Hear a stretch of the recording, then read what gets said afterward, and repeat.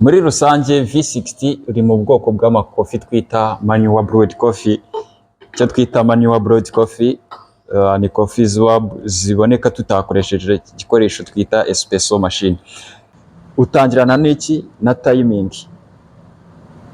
Then ugatangira kugira iki gupuringa ka V60 kawe.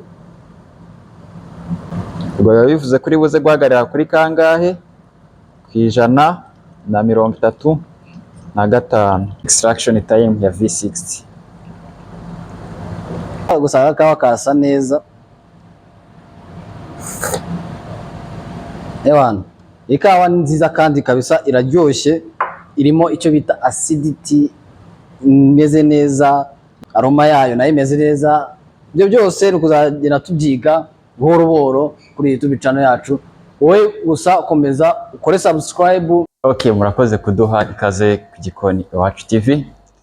Amazina yanjye ni Barista Eric, nanjye nkaba ndi umubarista ukorera hano muri Oman. Uyu munsi nkuko Chef Alex yabyifuje, nkuko tuza kuganira kuri basic knowledge about coffee, tugiye kureba na se nk'umubarista uri outside y'ibi bihugu byo mu Barabu, n'ubuhe bumenyi bw'ibanze akwiriye kuba afite. Nk'umuntu wese ushaka kujoininga umwuga wa barista, hari ibintu aba akwiriye kuba azi.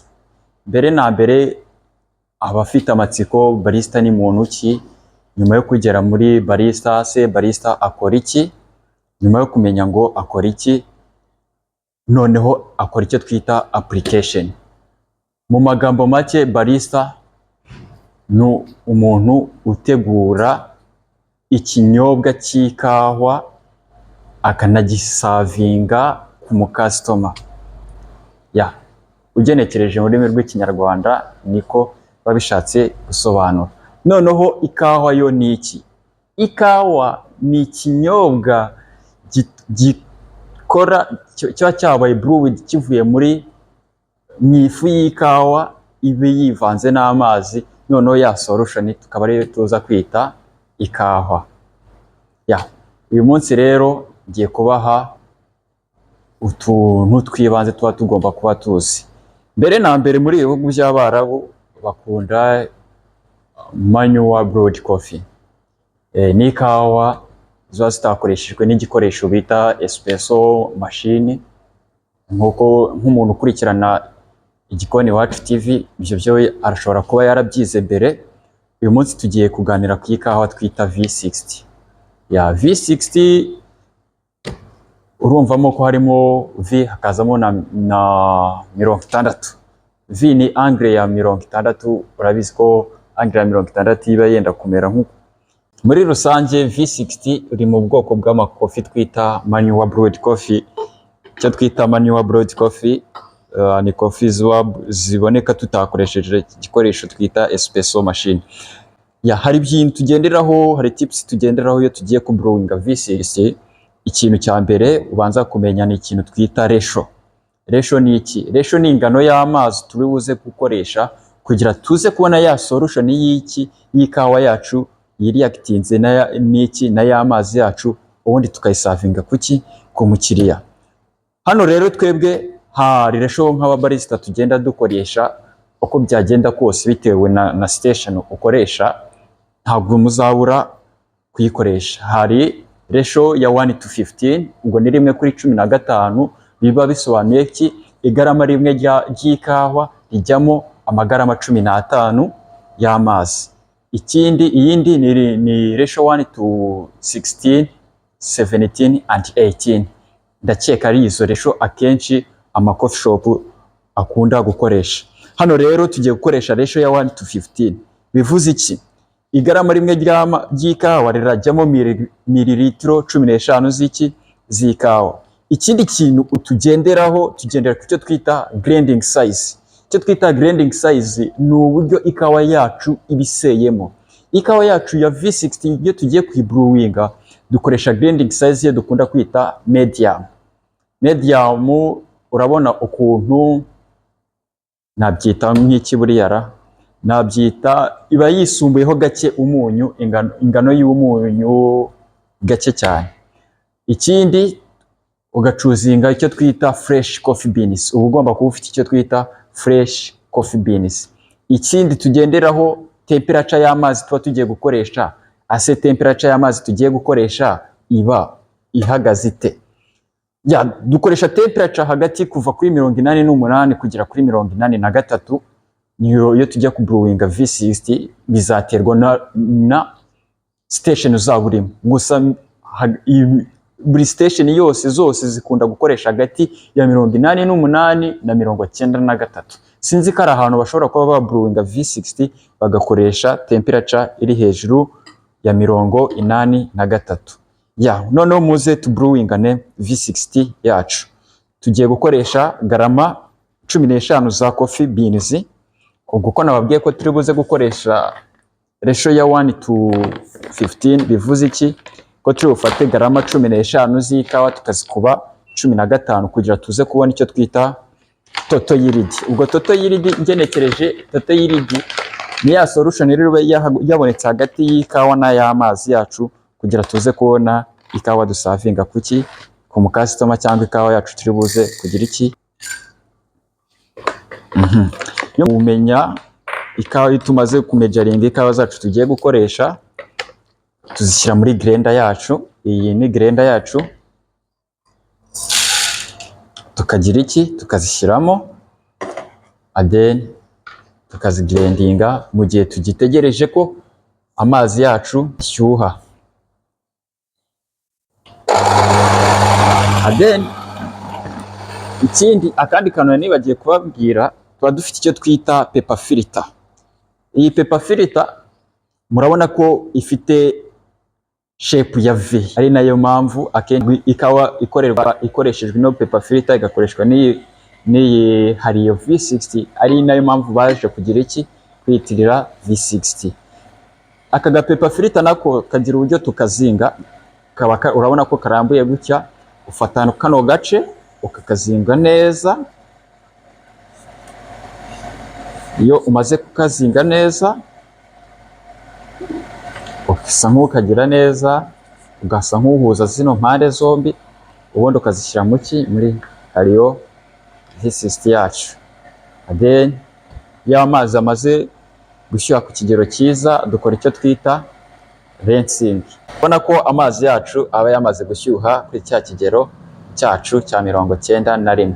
Ikiba gikurikiyeho ni ukurensinga paper filter yacu. Akamaro ko kurensinga ino paper filter yacu ni ukurimovingamo icyo twita paper test, no kugira ngo paper filter yacu ize kugira iki, koroha. Iyo umaze kugira unarensinga ni decanter yacu tatugiye kubrewingiramo V60, ukaba wakoramo iki, izindi mpumuro zirimo.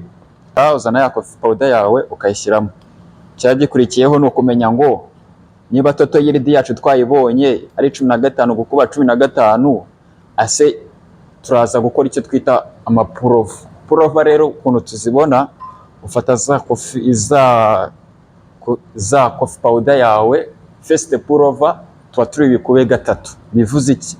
Niba dukoresheje garama 15, ubwo no purova ya mbere turashyiramo amazi angana na 45. Iyo 45 rero aho yana bivuye, ni ugufata 15 gakuba kangahe, 3. Utangirana n'iki, na timing. Then ugatangira kugira iki, gupuringa ka V60 kawe paka 45 igeze. Iyo igeze utegereza hano amasegonda 30.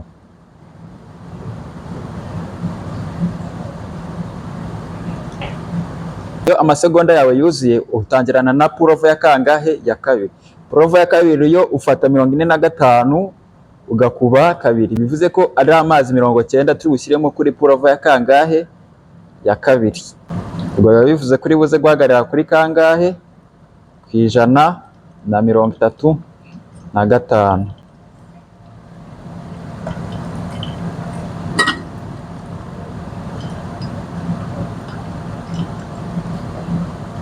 Gategeza amasegonda 30. Amasegonda 30 yamara kuzura, twakora icyo twita prova ya nyuma, tuba turi bugarukire ku cyo twita kuri total yield yacu twagize iki twakoresheje, kandi twabonye kari kangahe 225.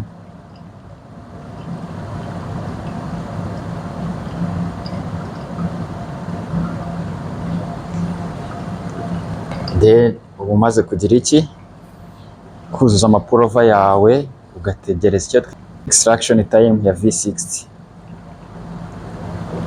V60 yacu igihe kingana n'iminota 3 iba imaze kugira iki kuboneka, ukaba wagira iki wasavinga umukiriya. Mbere gusavinga umukiriya yariwe hot V60, banza ukagira iki ugaklininga uturahuri ugiye gusavinga mo ikawa yawe.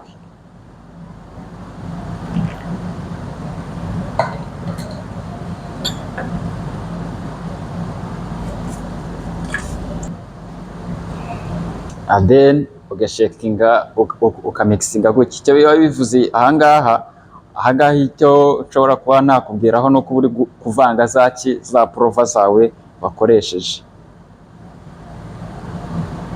ukaba wagira iki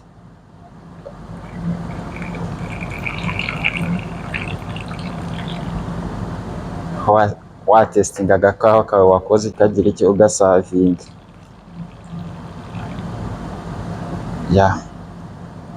Arana aka V60 kacu kaba kamaze kugira iki kuboneka, ukaba wahita unagatestinga.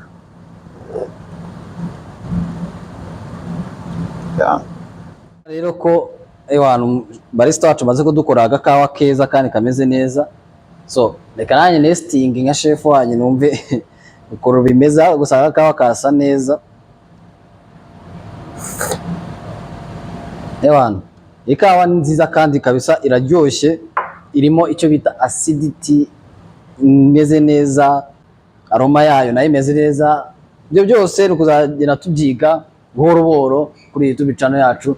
Wowe gusa komeza ukore subscribe, ukandi like na share, ujye unama comment yawe menye ese utaha ukeneye comment cyangwa se niki twavuzeho utasobanukiwe. Ushobora kuba wabonye V60 ukuntu yayikoze ariko ukaba utasobanukiwe neza ukuntu yayikoze.